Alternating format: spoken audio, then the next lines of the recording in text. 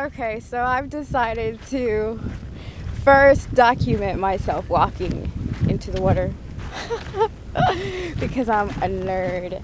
Okay, so let's see how deep it goes. Oh, the fish are actually this it's a little cold. There's gonna be like some drop off and I'm gonna go in with my camera.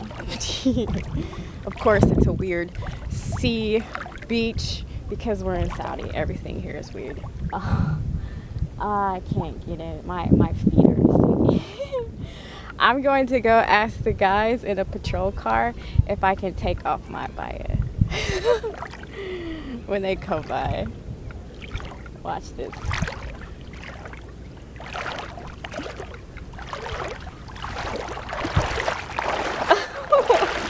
I'm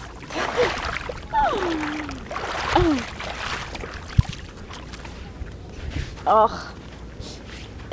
Okay, so I got out of the water because my flip-flops were making me feel as though I was about to slip, so I had to take them off. This shit here comes our patrol guys. Oh, there they are. Golly, man, get a real job. Streaking up the sand with your tires. Horrible, horrible, horrible.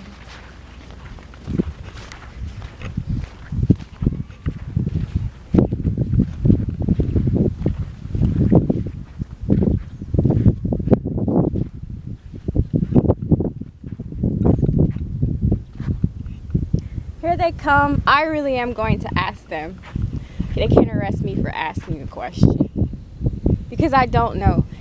In some places in Saudi, things are different.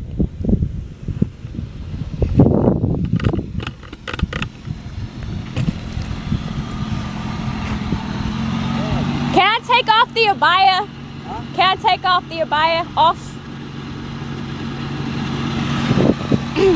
Can I take the abaya off and go swim? I have to keep it on? Okay, alright, shukran. That was a no.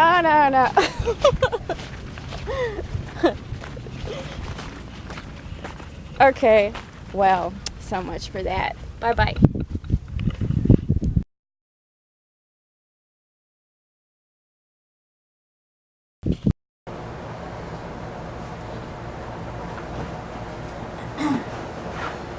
So, if you can believe it, the adventure did not start until after I was ready to leave the Red Sea in Jeddah, okay?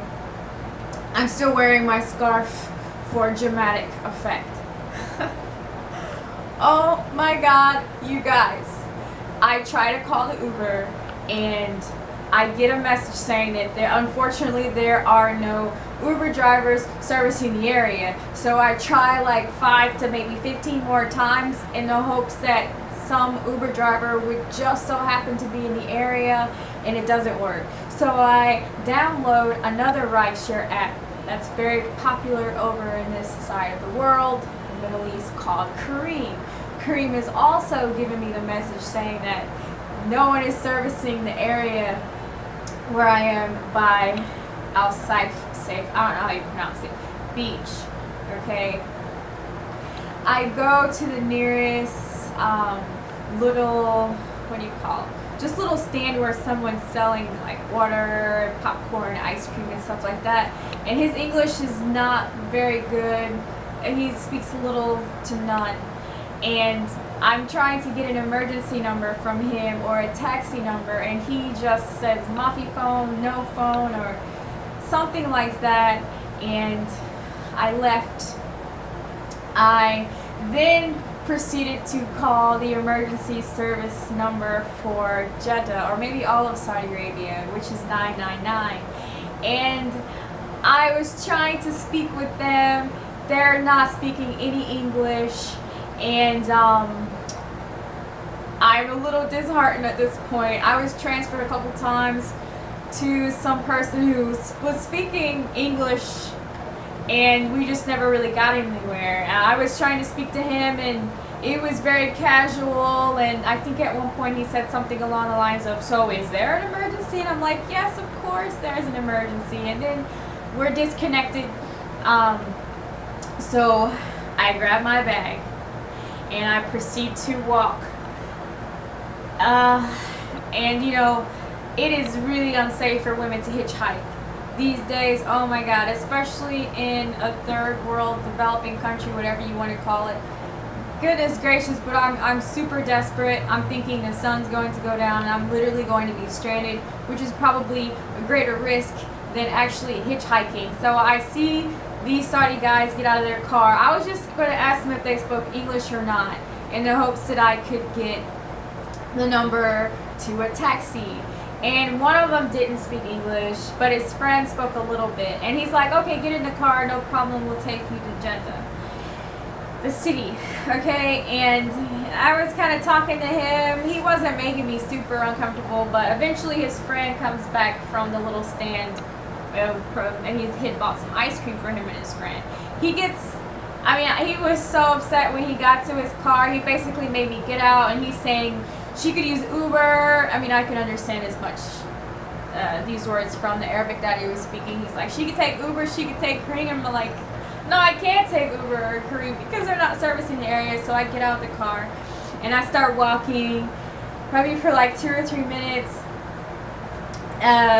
Some car stops. There were 2 guys and they were like sketchy looking. You know, I mean, if I'm going to get in a car and hitchhike, it's not going to be with like really unhealthy, sketchy looking people. Like, that's just stupid. Even more stupid than hitchhiking in the first place.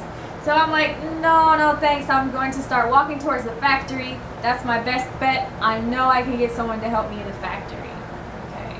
There's going to be a lot of people working there. There might even be Westerners there managing it or something like that. Then someone in a truck, some kind of like southern type, rural type looking character, picks me up. This guy, Lord have mercy. He was kind of loudish and really energetic. At one point, I need to figure out what this means. Like, he did this to me, and as far as I understand, like, this means sex or something like that. And I'm like, I mean, if I'm wrong, feel free to correct me. But at some other point in time during the ride, he showed me his ID, and he's like, yeah, you know, like, I guess telling me I don't have anything to be afraid of because he doesn't intend on hurting me. You know, I think he did like this. Maybe he has some sort of a service badge of some sort. Okay. I showed him some money to let him know that I would pay him for taking me wherever. And eventually, maybe like 5 minutes into the ride, he flags down this red car who he recognized. So I get in a car with this guy and his little girl. And as it turns out, this guy is a taxi driver. So he brought me all the way to this hotel with the tacky furniture. And I made it out safe. I do not recommend anyone ever hitchhike unless you're absolutely in a desperate situation and you're weighing your options. But yeah, so on the way, this guy actually said, oh yeah, that beach is for families only. So that's basically how I got stuck there. Like, you need to be going with your family and leaving with your family. Like, come on.